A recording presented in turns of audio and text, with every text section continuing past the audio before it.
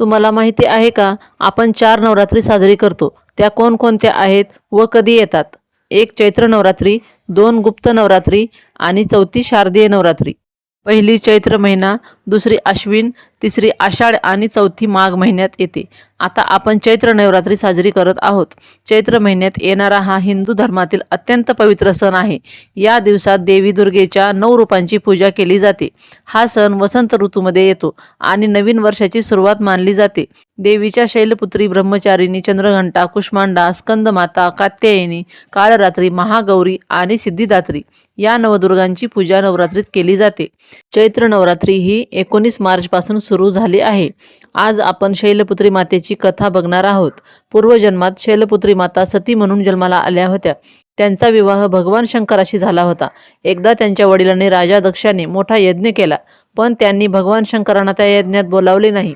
हे पाहून सतीला खूप दुःख झाले. त्यांनी आपल्या पतीचा अपमान सहन न करता त्या यज्ञात स्वतःचा त्याग केला. त्यानंतर सतीने पुन्हा जन्म घेतला. त्यावेळी त्या हिमालयाच्या घरी जन्माला आल्या आणि त्यांना शैलपुत्री असे नाव मिळाले. मोठ्या तपस्येनंतर त्यांनी पुन्हा भगवान शंकरांना पती म्हणून प्राप्त केले. व्हिडिओ आवडला तर लाईक करा, शेअर करा, सबस्क्राईब करा. धन्यवाद.